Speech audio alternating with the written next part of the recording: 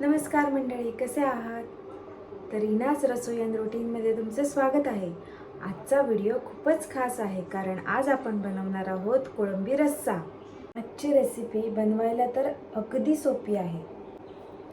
आणि हो, व्हिडिओ शेवटपर्यंत नक्की पहा कारण शेवटला मी एक भला मोठा मासा दाखवणार आहे, तोही बघायला विसरू नका. चला तर मग सुरुवात करूया. हे बघा, हे आहेत ते कोळंबी जे मी रस्स्यासाठी आणले होते. हे छोटेवाले कोळंबी असतात ना, त्यांचा रस्सा खूप छान होतो. ते आणून ते साफ करून घेतले, चांगले धुवून वगैरे त्याला मीठ आणि हळद लावून घेऊया. आणि हळद मीठ लावून थोड्या वेळासाठी बाजूला ठेवून घेऊया आणि तोपर्यंत वाटणचा मसाला तयार करून घेऊया. वाटण तयार करण्यासाठी जवळपास आपल्याला 1.5 वाटी खोबरं लागणार आहे. त्या 1.5 वाटीमधलं अर्धी वाटीचा आपण रस काढून घ्यायचा आहे. चला तर मग आधी आपण रस काढून घेऊया. हे बघा, मी असं खोबरं घेतलं आहे. तुम्ही पण असं खोबरं घ्या आणि त्यात थोडंसं पाणी घालून घ्या आणि मिक्सरला चांगलं फिरवून घ्या. हे बघा, अशा प्रकारे मी आता हे मिक्सरलाही लावणार आहे. असं मिक्सरला फिरवून झाल्यावर मग ते पिळून घ्यायचं आहे. म्हणजे जसं आपण सोलकढीसाठी कसं रस काढून घेतो तसंच आपल्याला रस काढून घ्यायचा आहे.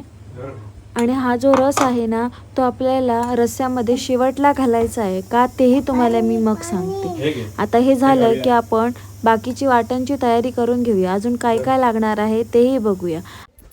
अर्धा बारीक चिरलेला कांदा, अर्धा उभा कांदा, त्यानंतर 4 चमचे हिरवा मसाला, 1 चमचा हळद, 2 चमचे धने, थोडंसं आलं, 4 पाकळ्या लसूण, 2 मिरच्या आणि थोडीशी चिंच.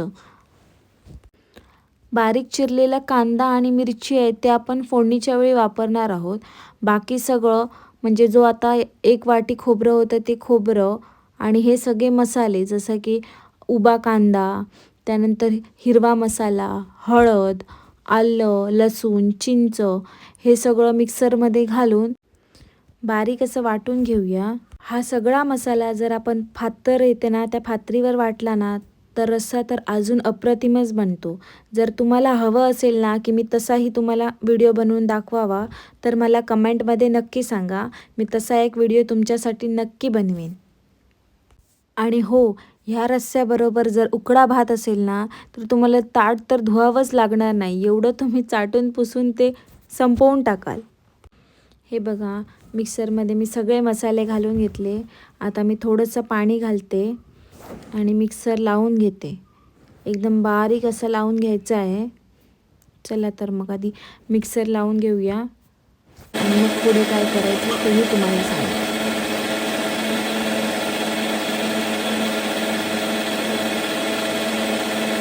हे बघा, मी आता मिक्सर असं लावून घेतला होता.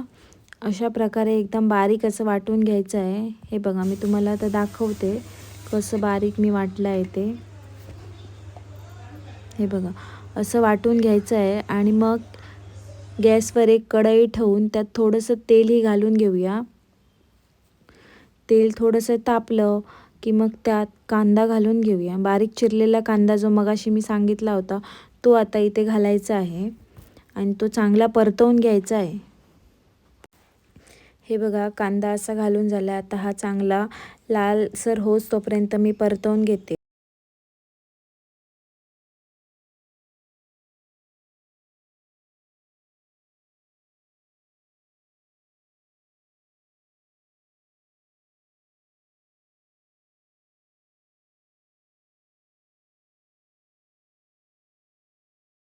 कांदा असा लालसर भाजून झालेला आहे. असा चांगला भाजून घ्यायचा आणि नंतर त्यात आपण जे मगाशी कोळंबीला हळद आणि मीठ लावून ठेवलं होतं तेही चांगले यात परतवून घ्यायचे आहेत.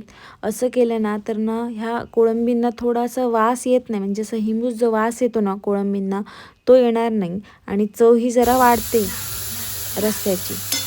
मग त्यात हिरव्या मिरच्याही टाकायच्या आहेत. हे बघा, असं मी टाकल्या आहे. तुम्ही म्हणजे तुम्हाला जर जास्त तिखट हवं असेल तर तुम्ही अजूनही टाकू शकतात किंवा नकोच असतील तर नाही टाकले तरीही चालतात. हे बघा, हे चांगले परतवून घ्यायचे आहे. एक 3-4 मिनटं हे परतवून झाले की नंतर मग जे आपण वाटण तयार केलं होतं ते यात घालायचं आहे. हे बघा, आता मी अशा प्रकारे वाटण घालून घेतलं आहे. आता ह्यात थोडंसं पाणी घालते आणि घालून पाण्याची कन्सिस्टन्सी जशी तुम्हाला हवी असेल, जाड पातळ, तशी तुम्ही ठेवू शकता. अगदी पण जाड ठेवायची नाही किंवा अगदी पण पातळ करायचं नाही, मीडियम ठेवायची आहे. हे बघा, तुम्हाला दाखवते. एकदम पातळ केलं तर काय चवच येणार नाही आणि खूप जाड जरी केलं तरी ते एकदम टिकलं करतात ना, तसं काहीतरी होऊन जाईल.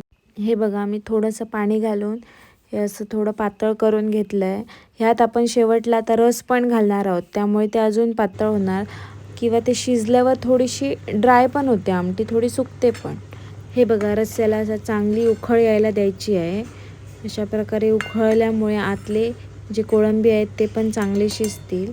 कोळंबी जवळपास शिजत आले की मग जो आपण मगाशी रस काढून ठेवला होता तो ह्यात घालून घ्यायचा आहे. आणि हो, हा रस जेव्हा आपण घालणार त्यानंतर गॅस जास्त वेळ चालू ठेवायचा नाही आहे, कारण का जर जास्त वेळ आपण गॅस सुरू ठेवला तर रस्सा फाटू शकतो. म्हणून जरा उकळ आली की गॅस बंद करून टाकायचा आहे. हा बघा, कोळंबी रस्सा असा तयार झालेला आहे. आता मी तुम्हाला आज मी सगळ्यात मोठा मासा जो बघितला होता तो दाखवणार आहे. हा बघा, हा आहे तो मासा. सुरमई होती आणि ही जवळपास 27 किलोची होती. या माशाची उंची तर माझ्या एवढीच होती. व्हिडिओमध्ये तरी खूप लहान दिसतोय हा मासा, पण खूप मोठा होता. सगळ्यांची खूप गर्दी जमली होती हा मासा बघण्यासाठी. चला तर मग आता आपण करून घेऊया आमच्या कोळंबी रस्स्याची प्लेटिंग.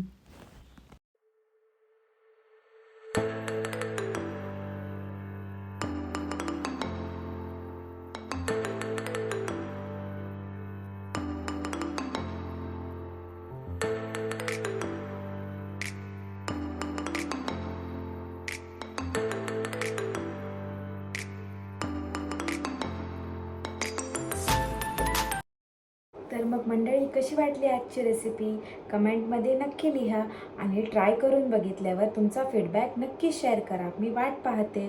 आणि हो, अजून एक महत्त्वाचं, लाईक शेअर सबस्क्राईब नक्की करा. भेटू लवकरच आणखीन एक नवीन रेसिपीसोबत. तोपर्यंत टेक केअर.